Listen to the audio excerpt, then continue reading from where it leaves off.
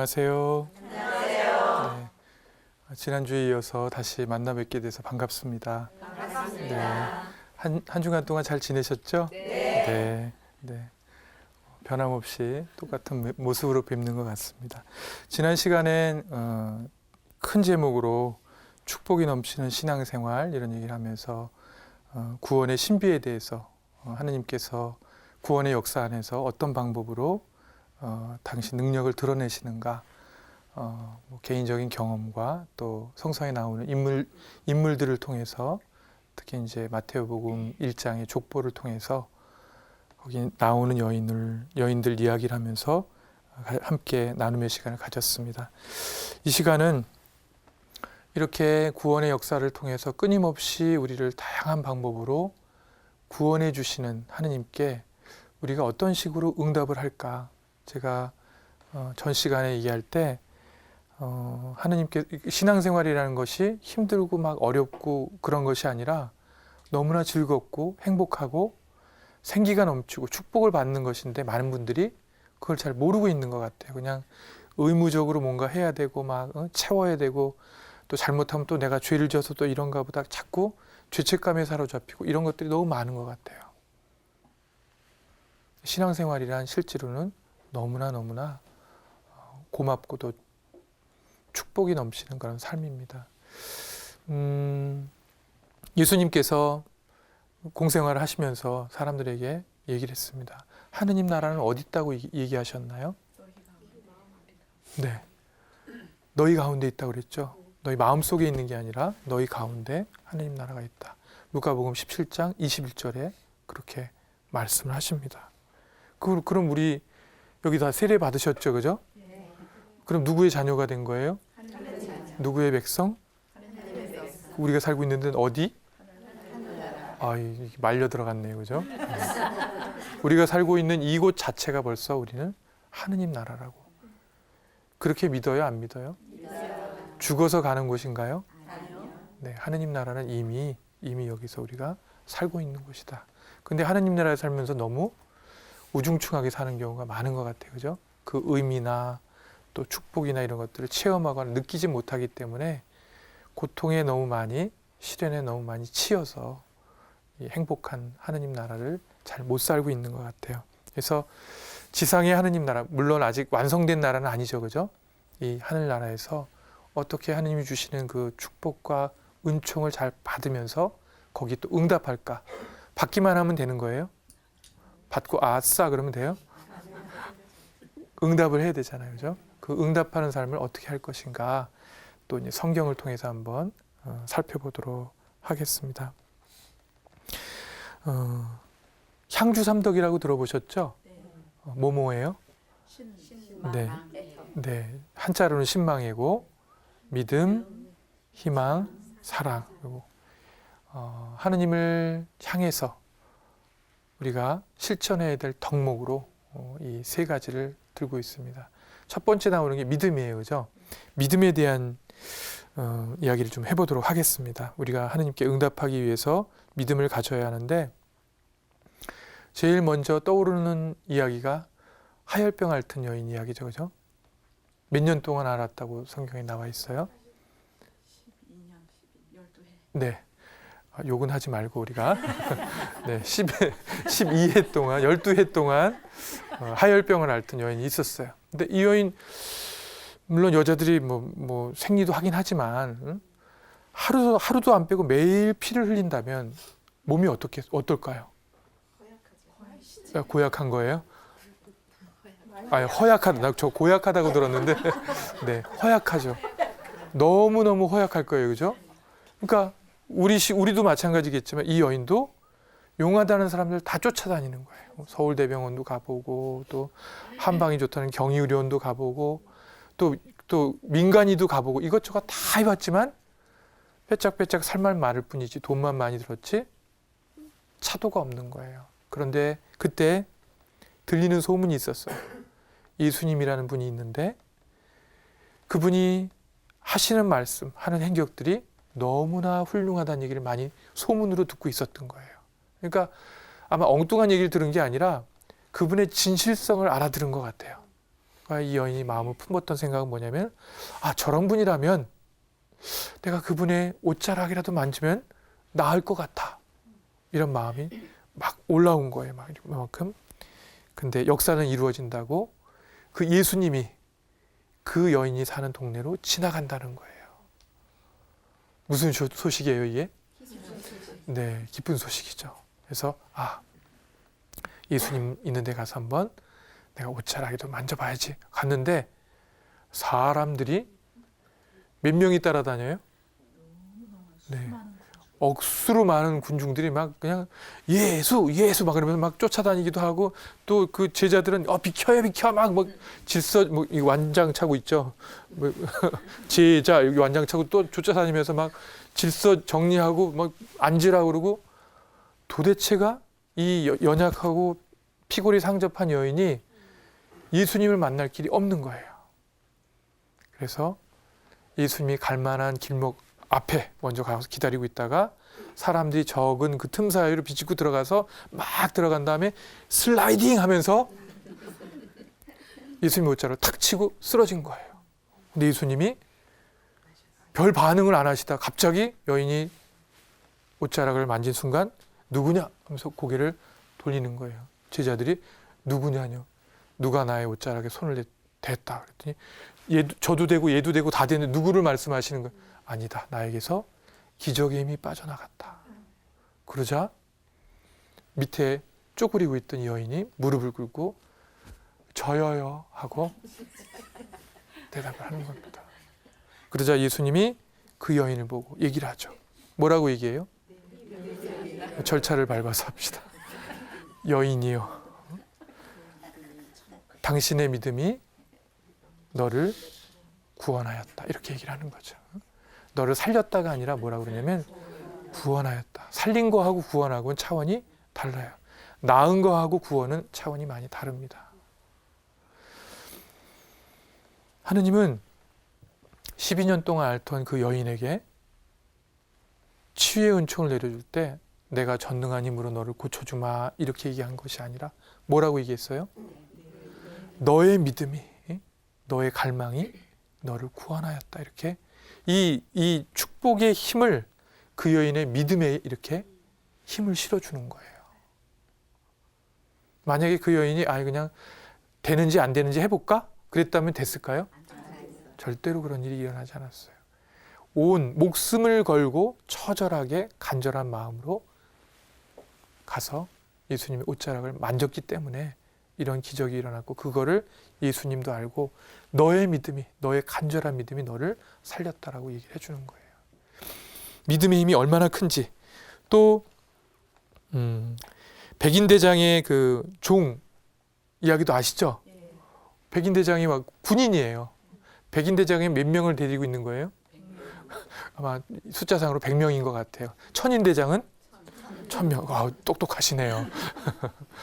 백인을 데리고 있는 대장인데 이스라엘 사람이 아니에요. 근데 너무나 아끼고 사랑하는 종이 병에 걸린 거예요. 죽을 것 같아요. 그러자 여기저기 다니면서 막 많이 본 인물이 예수인데 예수님한테 찾아오는 거예요. 제 드릴 말씀이 있습니다. 그러니까 이방인이 오니까 얘기해 보세요. 제 종이 지금 죽게 됐는데 와서 한번 봐주셨으면 좋겠습니다. 갑시다. 그랬더니 잠깐 그러는 거예요. 저도 군인이어서 제 위에도 상관이 있고 밑에도 쫄병들이 있는데 군인들은 제가 밑에 있는 그 부하들한테 이리 가라면 가고 오라면 옵니다. 그냥 저에게 한 말씀만 해주십시오. 예수님이 깜짝 놀란 거예요. 야, 내가 이스라엘에서도 이런 믿음을 본 적이 없다. 대단하다. 그러면서 그 대장에게 뭐라고 얘기해요? 절차를 밟으려니까 좀 신경이 쓰이죠. 가거라. 너의 믿음대로 될 것이다. 이렇게 얘기를 합니다. 그 종이 나아요, 안 나아요? 언제 나았대요? 그렇죠. 예수님이 말한 그 시간에 그 종이 나았다는 사실을 백인대장이 알게 되죠. 이 백인대장의 이 고백은 매일매일 미사 때 우리가 같이 읊고 있어요. 그죠? 뭐라고 읊고 있어요? 네, 한 말씀만 이 몸이 나으리다 이렇게 하면서 백인 대장의 기도가 그 말이 우리 미사 안에 들어올 정도로 대단한 믿음으로 여겨지고 있죠. 그냥 나온 김에 계속 또 해볼까요? 중풍병자를 고친 그 예수님, 여기서도 중풍병자에게 예수님이 하신 말씀이 뭐냐면 그들의 믿음을 보시고 얘야 너는 죄를 용서받았다. 또 이렇게 얘기하면서 중풍병을 또 고쳐주십니다. 그리고 더 드라마틱한 거는 더러운 영에 걸린 아이를 데리고 있는 부모 이야기죠. 그죠?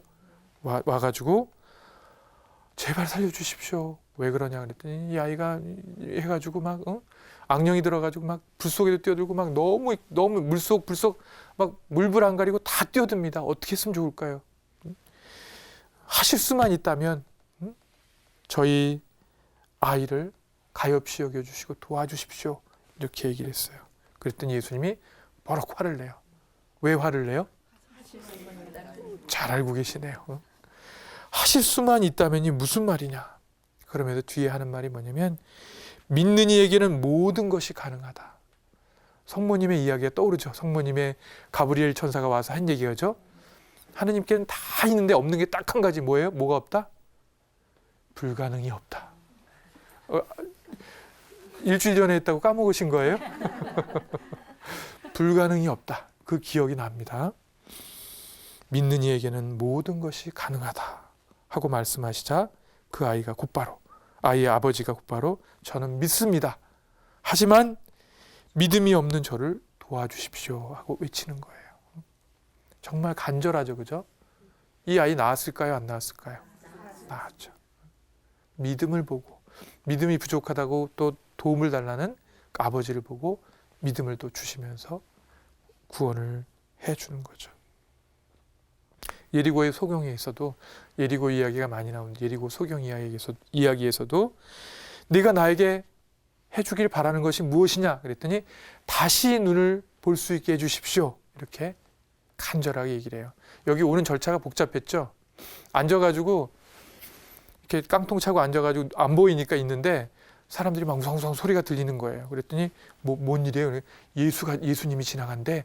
그 다윗의 그 후손이라고 불리는 예수가 지나간대. 그러니까 이 사람이 주저앉아가지고 소리 지르는 거죠.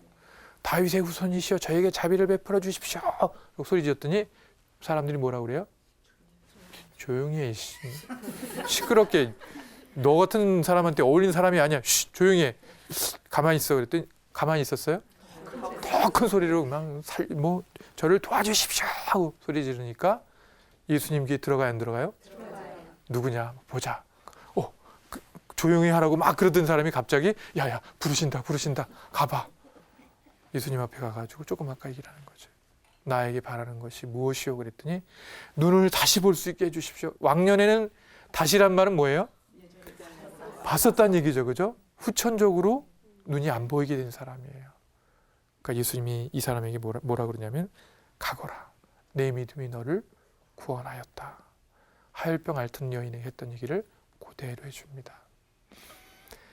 하느님이 치료를 해주고 구원해주고 상처를 아물게 해주고 여러 가지 일들을 하시는데 그때마다 강조하면서 하셨던 말씀이 뭐예요? 믿음이에요. 믿음. 우리들은 그냥 하느님 제가 너무 힘드니까 알아서 해주세요 이렇게 많이 하는데 하느님은 신경 쓸 일이 많으신 분이죠. 그죠? 상당히 많이 바쁘신 분이에요. 간절한 마음이 없다면 하느님은 신경을 잘 못 쓰십니다. 그래서 굳건한 믿음이 있어야지만이 그 믿음에 그 바람에 맞게 소망을 들어주신다는 거. 그래서 알아서 해주세요. 이거는 알아서 못 해줘요. 구체적으로 여러분들 부부싸움 할 때 남편한테 따질 때 그러죠. 미안해. 그럼 뭐가 미안해? 그럼 다 미안해. 구체적으로 얘기해. 이렇게 얘기하죠. 그죠? 그것처럼 구체적으로 하나님께 이렇게 해주십시오라고 간절한 믿음으로 기도를 해야 된다. 믿음의 힘이 얼마나 중요한지 구약으로 한번 넘어가서 한번 보겠습니다. 지난 시간에 여호수아 이야기가 조금 나왔어요. 조금 나왔는데 이제 노예 상태, 노예 생활에 이집트 생활에서 나와가지고 젖과 꿀이 흐르는 땅으로 이제 여정을 가게 됐는데 너무 오랜 시간 동안 광야에서 헤매게 되죠. 그죠? 그리고 난 다음에 이제 40년 가까이 단련을 막 받은 다음에 이 무슨 일이 일어나냐면 에집트에서 출발한 사람들이 거의 다 죽어요. 40년 동안 정화되면서. 근데 이제 가나안 땅을 정복을 해야 되니까 12지파에서 여호수아가 사령관이 12지파에서 제일 똑똑한 청년들을 매수 골라가지고 12명을 뽑아서 이제 가나안 땅에 그 팔레스타인 블레셋 쪽에다가 파견을 해요. 12명이 막 돌아다니고 와가지고 한 달 만에 딱 다시 집합했어요. 스파이들이 와가지고 백성들이 모여있는 앞에서 보고회를 열게 됐는데 10명이 딱 나와가지고 이제 딱 보고를 하는 거예요. 갑자기 무릎을 딱 꿇으면서 저희는 끝났습니다. 뭔가 했더니 우리가 가봤더니 블레셋인들은 팔레스타인 사람들은 우리보다 키가 목이 하나가 더 커요. 거기다가 최고의 문화를 갖고 있고 최신식 문화, 스마트폰이 있었는지 모르겠지만 아무튼 최신식 문화를 갖고 있고 그리고 무기들도 어마어마한 무기를 갖고 있는 거예요. 우리는 삼지창 들고 막 12지파가 모여가지고 야 하고 왔다 갔다 하는데 저기는 막 어마어마한 화살도 있고 대포도 있고 뭐 다 있는 거예요.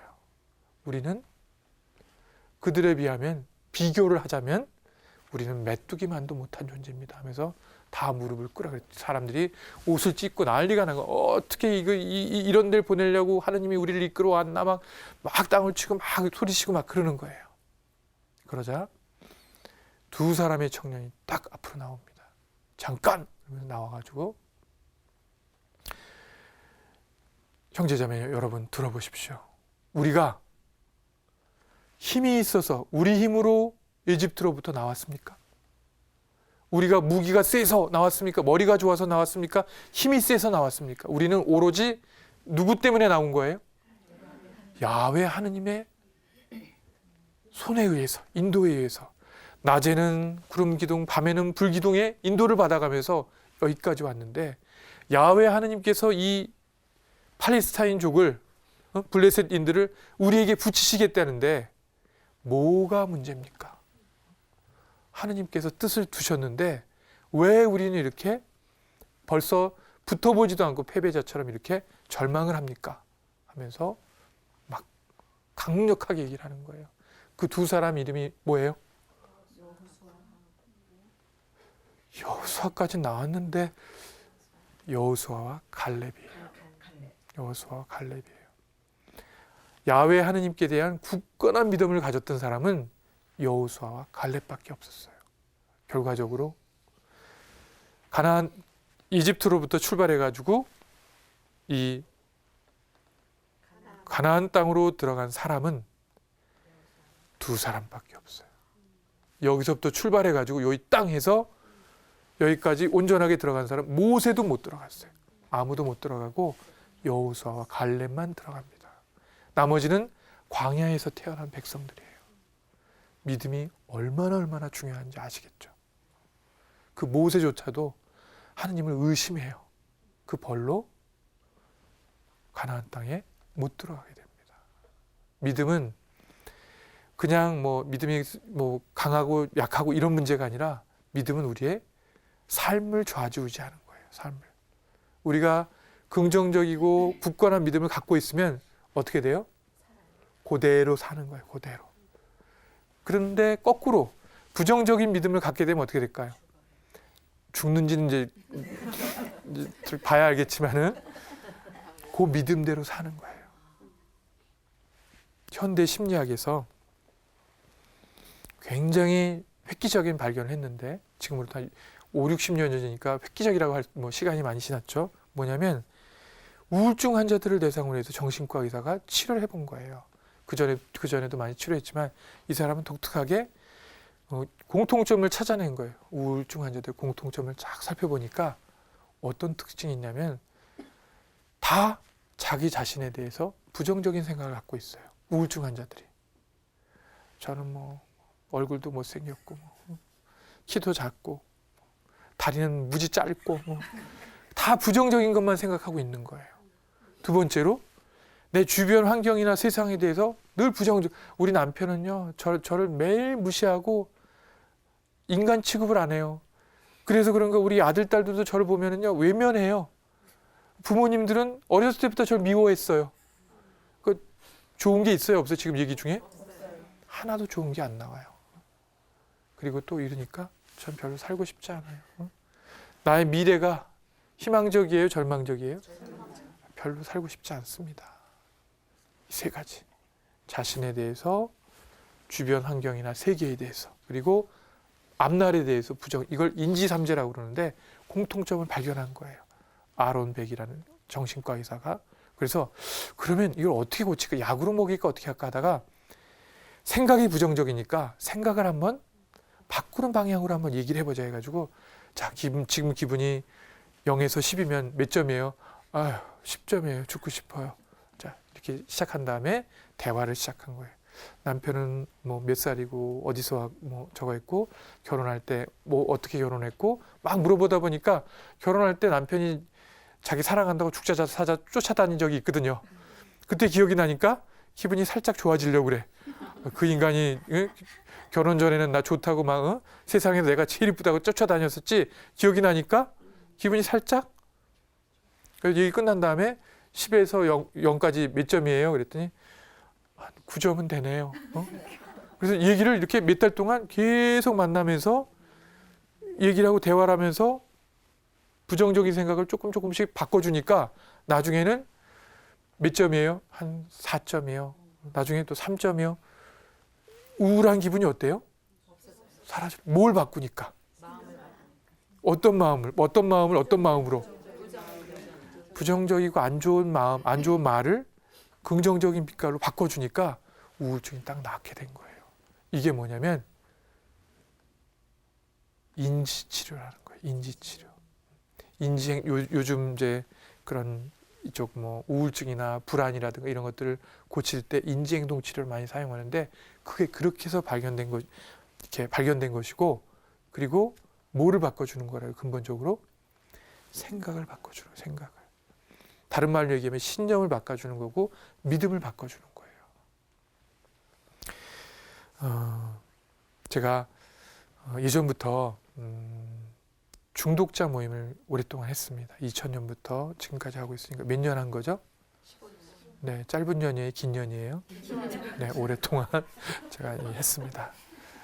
근데 그렇게 하다 보니까 너무 힘들어요. 그 막 중독 얘기 이런 얘기 들으면은 막 너무 안타깝잖아요. 그러니까 마음이 너무너무 아프고 힘들고 막 그런 거예요. 근데 이분들에게도 같이 행복해야 되고 기뻐해야 되고 기쁜 소식을 함께 나눠야 되는데, 그래서 중독에 대한 연구를 굉장히 많이 하다가 방향을 쫙 틀어서 어떻게 하면 행복하게 살 수 있을까, 이런 쪽에다 포커스를 맞추면서 또 한편으로 그쪽 공부를 막 한 거예요. 그러다 보니까 행복한 사람들의 공통적인 특징을 발견해내게 됐어요. 알려드려야 되겠죠? 네. 잔소리하지 말고 알려드리겠습니다. 행복한 사람들은 공통적인 특징을 갖고 있는데 뭐였냐면, 뭐 여러 개가 있겠지만 제가 알아낸 거는 착각을 하면서 살아간다는 거예요.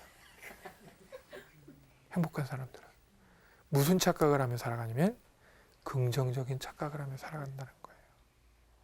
신부님, 저는요 국민학교 1학년 때부터 고등학교 3학년 때까지 담임 선생님을 너무 좋은 분을 만났어요. 그 학교에서 제일 좋은 선생님을 담임 선생님을 만났어요. 학창 시절이 너무너무 재밌었어요. 사실일까요? 착각일까요? 왜 착각이라고 단정지시죠? 네? 그러니까 이 사람한테는 사실이잖아요. 또 거꾸로, 신부님, 저는 오래 살진 않았는데 왜 만나는 사람마다 저를 왜 이렇게 괴롭힐까요? 돈을 뜯어가려고 하던가 마음에 상처를 주고, 제 주변에는 저를 편안하게 하는 사람이 하나도 없어요. 사실일까요? 착각일까요? 왜 착각이라고 그렇게 단정을 지으세요? 이 사람에게는 뭐예요? 구체적인 현실인 거죠. 근데 그게 사실이든 착각이든 간에 행복한 사람들은 공통적으로 뭐 어떻다고요? 긍정적인 착각을 하고 있다라는 거예요. 근데 이 착각을 다른 말로 바꾸면 뭐냐면 긍정적인 생각을 하고 있다라는 거예요. 옷자락이라도 되기만 하면 내가 나을 것이다. 한 말씀만 하시면 내가 우리 종이 나을 거다. 예수님이 어찌어찌 하면은 우리 아들이 마귀에 들려 있는 우리 아이가 날 것이다. 그런 믿음을 갖고 대하니까 어떻게 된 거예요? 결과적으로는 낫게 돼 구원이 된단 말이에요. 사람들은 자기가 생각한 대로 가는 경향이 있어요. 제 주변에서 상담을 하러 저에게 오는 많은 사람들 만나보면 하나같이 힘든 사람들인데 또 하나같이 부정적인 생각에 가득 차 있어요. 얼마나 부정적인 생각이 가득 찼는지 어떤 얘기를 해도 마치 이런 비유를 들어서 죄송하지만 똥물에다가 깨끗한 물을 계속 부으면 깨끗한 물이 되나요? 계속 뭐 묽어지겠지만 계속 무슨 물이에요? 고마워요. 대답해줘서. 그 물이에요. 부정적인 생각으로 가득 차 있는 경우에는 암만 좋은 얘기를 해도 다 그거를 나쁘게 만들어버리는 놀라운 힘을 갖고 있어요. 이게 부정적인 믿음의 힘입니다. 불신의 힘이고 미신의 힘이. 우리는 굳건한 믿음만 믿음이라고 생각하는데 안 믿는 것도 어마어마한 믿음. 어떤 얘기를 해도 안 믿어요. 그렇게 대단한 믿음이 어디 있어요? 암만 설득해도 안 믿어요. 얼마나 대단해요. 어마어마한 믿음입니다. 믿음은 크게는 그렇게 부정적인 믿음과 긍정적인 믿음이 있는데 우리가 긍정적인 믿음을 가지면 가질수록 생각과 말과 행동이 그쪽으로 자꾸 가게 돼 있어요. 현대 과학에서 끊임없이 연구하고 있는 내용입니다. 그래서 우리를 행복하게 살게 해주시고 또 구원해 주시고 하늘나라에서 아주 즐겁게 살기를 바라시는 하느님은 많은 축복을 주시는데 그걸 우리가 어떻게 받아들여야 돼요? 기쁜 마음, 긍정적인 마음, 나를 좋게 해줄 거라는 그런 믿음으로 받아들여야지 도대체 하느님이 있긴 한 거야? 어? 왜 이렇게 내 인생은 힘든 거야? 왜 나한테 이렇게 나를 이용해 먹으려는 인간이 왜 이렇게 많아? 그리고 나는 왜 하는 일마다 성공한 적이 없어? 다 확신과 믿음이거든요. 사실인지 아닌지 모르지만은 이런 사람들은 잘 될 리가 있어요? 잘 될 턱이 없어요. 그래서 진짜 하느님 나라에 살고 있는 우리 신앙인들이 가져야 될 자세는 뭐냐면 어떤 자세? 긍정적인 믿음을 갖는 것. 그거 자체로 우리는 구원을 받는 거예요. 예수님이 우리에게 뭐라고 그래요? 내 믿음이 너를 구원하였다. 거꾸로 얘기할 거예요. 내 믿음이 너를 멸망시켰다. 무슨 믿음을 갖고 있으니까?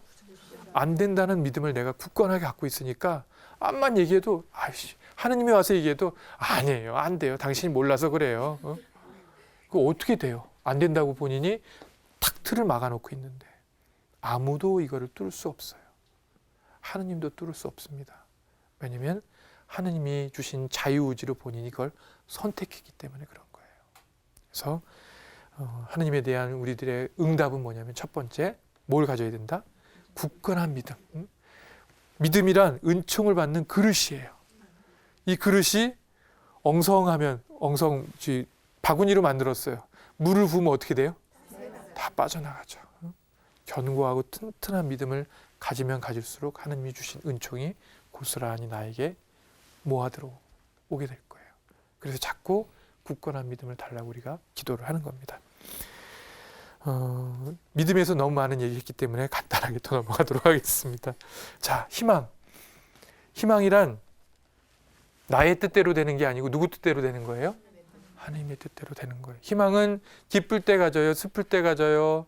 언제 가져요? 좋을 때 가져요? 아니면은 힘들 때 가져요? 기쁠 때나 슬플 때나. 그렇군요. 안 넘어오시는군요. 네. 대부분 희망은 우리가 어려울 때, 시련 속에 있을 때, 절망 속에 있을 때 희망의 끈을 놓지 않고 잡고 있는 거죠. 기쁠 때 갖는 거는 그냥 기쁨이에요.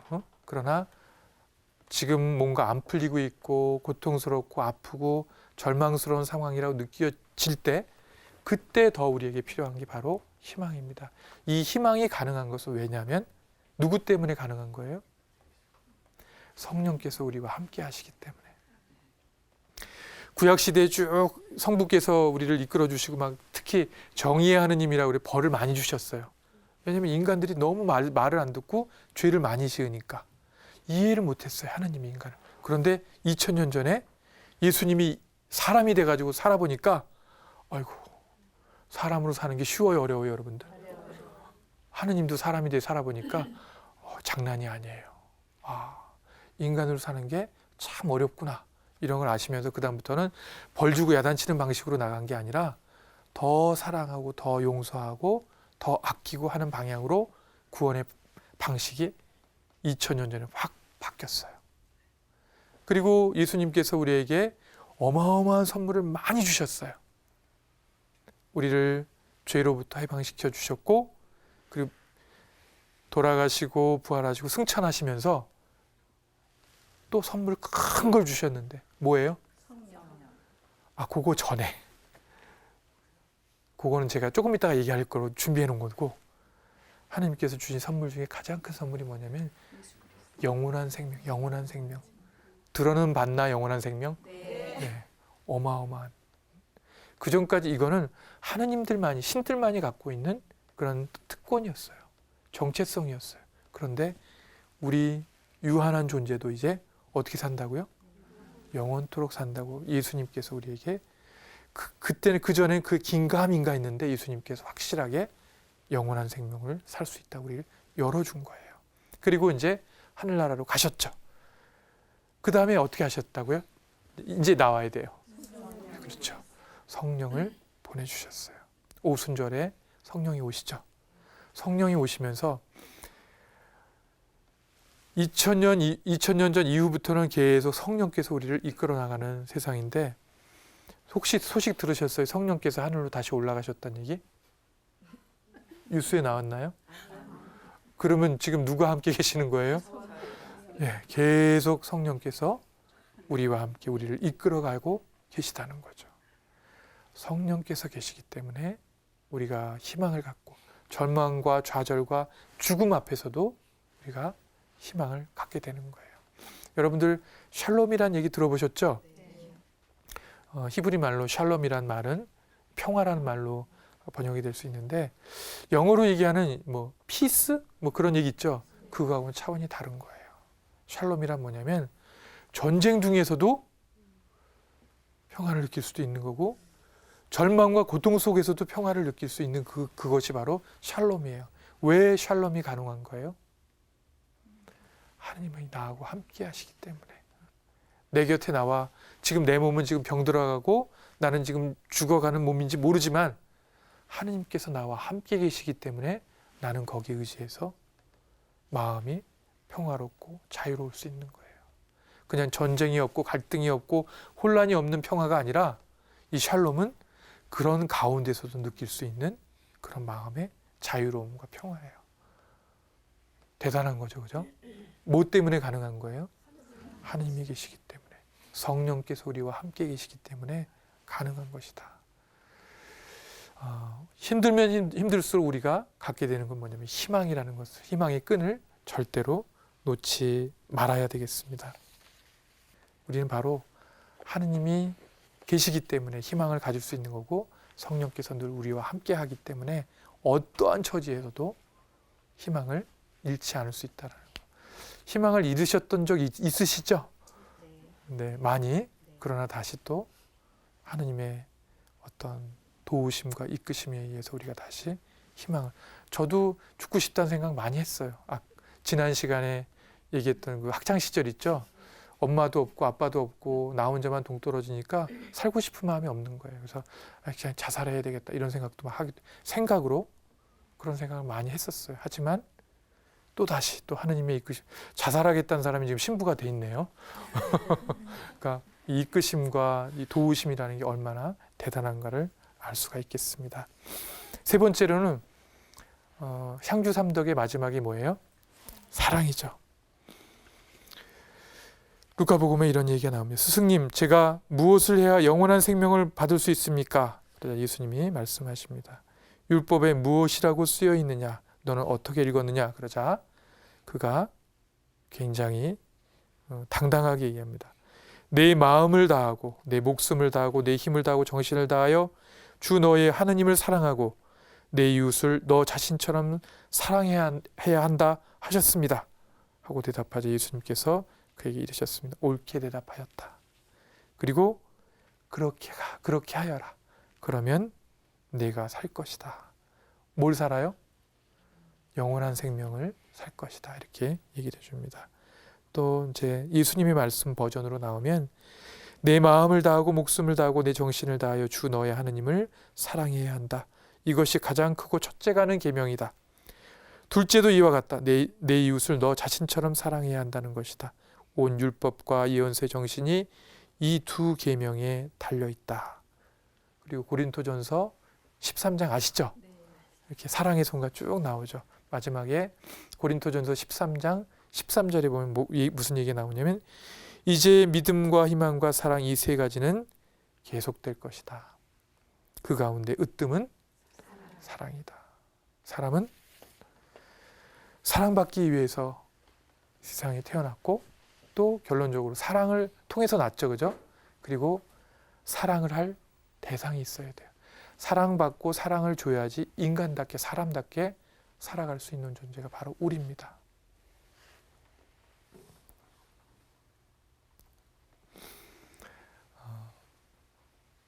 요한 사도도 그런 얘기를 사랑에 대한 얘기를 많이 하시죠. 요한 1서에 보면 뭐라고 나와요? 하느님은 사랑이십니다. 이렇게 우리에게 얘기를 해줍니다. 한번 성경에 제가 한번 충실해 보도록 할게요. 하느님은 사랑이십니다. 사랑 안에 머무르는 사람은 하느님 안에 머무르시고 하느님께서도 그 사랑 안에 사람 안에 머무르십니다. 제가 편집을 해서 읽어드릴게요. 사랑하지 않는 사람은 하느님을 알지 못합니다. 하느님은 사랑이시기 때문입니다. 그 사랑은 어떤 사랑이냐면 이렇습니다. 우리가 하느님을 사랑한 것이 아니라 그분께서 우리를 사랑하시어 당신의 아드님을 우리 죄를 위한 속죄 제물로 보내주신 것입니다. 사랑하는 여러분, 하느님께서 우리를 이렇게 사랑하셨으니 우리도 서로 사랑해야 합니다. 마지막으로 우리가 서로 사랑한다면 하느님께서 우리 안에 머무르시고 그분 사랑이 우리에게서 완성됩니다. 우리 그리스도교의 시작과 끝은 뭐예요? 네, 사랑은 뭐예요? 눈물의 씨앗이 아니라 시작도 끝도 없이 우리를 존재케 하는 힘이 될 거예요. 우리가 생명을 얻고 기쁨을 얻고 행복을 얻을 수 있는 바탕이 바로 사랑입니다. 이걸 구체적으로 얘기한다면 애덕을 실천해야 되는 거죠. 내가 받은 사랑만 갖고 좋아 이게 아니라 고기도 누가 잘 먹어요? 이렇게 고기 잘 드시나 봐요. 사랑을 많이 받아야지 또 많이 줄 수 있는 거예요. 거꾸로 세상에 범죄를 일으키고 잘못을 일으키고 탐욕이 많은 사람들은 대부분 경우에 뒤집어 얘기하면은 사랑 결핍이에요. 많은 경우. 사랑을 너무 많이 못 받았거나 아니면 거꾸로 이런 경우는 좀 요즘 들어서 나타나는데 너무 많이 과잉으로 받은 경우에 이거를 감당하지 못하는 거예요. 그래서 인생의 주제는 그냥 한마디로 꼽는다면 무슨 문제? 다 사랑의 문제로 귀결이 될 수가 있다. 그럼 이런 사랑을 어떻게 할 것인가? 교회 안에서는 또 성경 안에서는 여러 가지 방식으로 사랑을 실천하도록 애덕 실천을 하도록 우리에게 조언과 힌트를 줍니다. 첫 번째, 사랑하기 위해서는 뭘 해야 되냐면 사랑을 한다고 그러면서 내 식대로 하게 되면은 무슨 사랑이 되냐면 이기적인 사랑이 돼요. 그래서 사랑을 잘하기 위해서는 기도를 먼저 해야 돼요. 내 사랑하는 아들, 이번에 얼마 전에 수능이 있었죠? 여기도 수능 보신 분들이 뭐 자식이나 아니면 친척이나 뭐 이렇게 우리 손주나 있을 것 같아요. 내가 아는 내 아들이나 딸이나 손주만 잘 보면 되나요? 다 그런 마음으로 기도하고 있을 거예요. 기도란 하느님과 대화하는 것이고 하느님과의 대화를 통해서 올바로 사랑할 수 있는 방법을 기도를 통해서 이기적인 그런 삶이 되지 않도록 바로잡아야 되겠죠. 그러나 하느님은 여러 가지 기도에 대해서도 여지를 줍니다. 시간 관계상 기도에 대한 얘기를 좀 많이 못하게 되는데, 기도도 그냥 기도하면 하나님께서 어떻다고 그러셨죠? 네, 공사가 다 망하셔가지고 그냥 기도하면 안 들어주고 아주 구체적으로 아주 간절한 마음으로 기도하지 않으면 안 된다. 그래서 비유를 들어서 말씀하신 내용이 뭘까요? 과부의 그 고약한 재판관 이야기 아시죠? 재판관이 하느님도 안 믿고 별로 그렇게 좋은 사람이 아니에요. 근데 과부가 가가지고 맨날 쫓아가가지고 같이 살자고 조르는 게 아니라 뭐 해달라고? 문제를 올바르게 판결해달라고 막 매달리는 거니까 매일매일 오는 거예요. 할 일도 없어. 그것밖에 없어. 매일 와. 그러니까 이 재판관이, 그 불의한 재판관이, 이 매일매일 오면 내가 직업에도 지장이 있고 하니까 이게 뭐 똑똑하고 좋아, 뭐 그게 아니라 귀찮아서라도 내가 좀 해줘야 되겠다. 그래서 결국은 올바른 판결을 내려줄 것이다. 이렇게 얘기를 합니다. 이 비유를 들면서 예수님 뭐라고 그러냐면, 낙심하지 말고 끊임없이 기도하라는 의미에서 이런 비유를 들어서 말씀하신 거예요. 귀찮게 하라. 그러면서 뭐라고 그러냐면, 밤낮으로 부르짖으면 하느님께서 올바르게 판결을 즉시 해주실 거라는 그런 내용이 뒤에 나옵니다. 그래서 기도를 할 때는 우리 그 조주교님 강의를 들어보니까, 조규만 주교님 강의를 들어보니까 기도를 언제까지 해야 된다고요? 다 아실 것 같아요. 네, 기도는 언제까지? 네, 들어줄 때까지. 끝이 있어요, 없어요? 있죠. 들어주면 끝이죠. 들어주실 때까지 끝까지 포기하지 말고 하는 게 바로 기도다. 기도, 뭐 개인의 어떤 바람을 하는 기도는 그렇게 가지만은 아무튼 하느님과의 관계 안에서 소망을 아뢰는 거, 기도를 통해서 우리가 정화를 해야 된다는 거. 그리고 실천하는 것이 기도, 단식, 그다음 뭐가 있을까요? 자선. 마테오복음에 나오는 이야기죠. 그 산상수훈에 나오는 이야기입니다. 그래서 단식은 왜 하는 거냐면, 요즘 사람들이 제일 힘들어하는 부분이 뭐냐면 충동 조절을 잘 못해요. 내가 원하고 바라는 걸 다 해야 되는데 그게 잘 안 되는 것 같아요. 단식이란 자기를 절제하는 힘을 갖게 하는, 생명을 죽여서 모은 걸 갖고 다른 사람을 살리는 그런 작업도 하는 것이지만은, 내적인 덕으로는 절제할 수 있는 힘을 키워주는 그런 의미가 있습니다. 그리고 우리가 알고 있는 믿음이나 사랑을 그냥 갖고 있는 것이 아니라 어떻게 해야 돼요? 나눠줘야 되죠. 이 나눠주는 것이 바깥으로 나타나는 것이 바로 선행, 자선이라고 할 수가 있겠습니다. 네, 믿음과 희망과 사랑에 대한 얘기를 했고, 이것을 구체적으로 실천하기 위해서 기도와 또 단식과 선행을 하는 것을 간단하게 말씀드렸습니다. 그 밖에도 여러 가지 얘기가 나오지만 드리고 싶었던 얘기는 봉사활동을 많이 했으면 좋겠다. 사자, 여러분 사자 좋아하시죠? 사자로만 다 말씀드릴게요. 찬사, 칭찬을 많이 하셨으면 좋겠고, 감사하는 마음을 많이 가졌으면 좋겠고, 미사에도 많이 참석하시길 바라고, 다 끌어대네요, 그죠? 그 다음에 이제 사자가 들어간다고 그랬어요. 사랑을 많이 많이 했으면 좋겠습니다. 그래서 제가 항상 뭐 강의나 이런 끝날 때 하는 말이 데살로니가 전서 5장 16절에서 18절 이야기를 하거든요. 한번 들려드리고 싶어요. 같이 한번 해보도록 해요. 항상 기뻐하십시오. 늘 기도하십시오.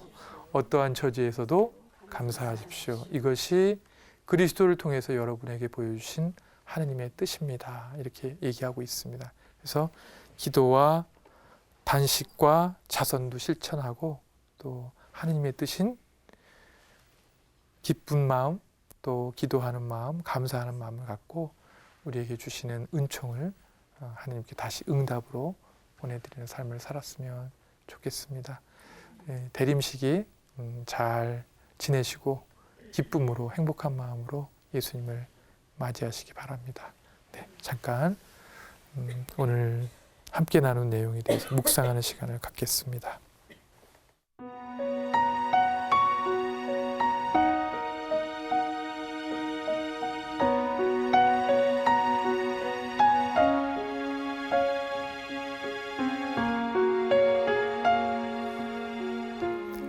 사랑이신 주님,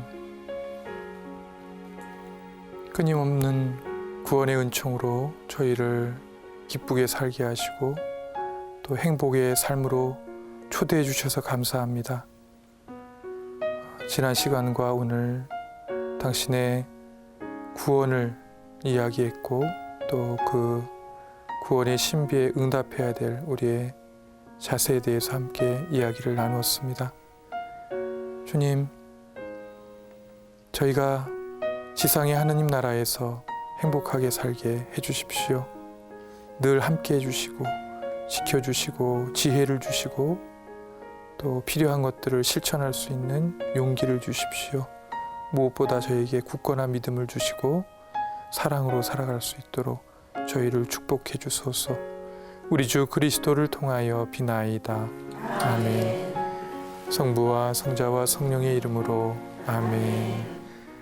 주님께서 여러분과 함께 사제와 함께 전능하신 천주 성부와 성자와 성령께서는 여기 모인 모든 이에게 강복하소서. 아멘. 성부와 성자와 성령의 이름으로 아멘. 아멘.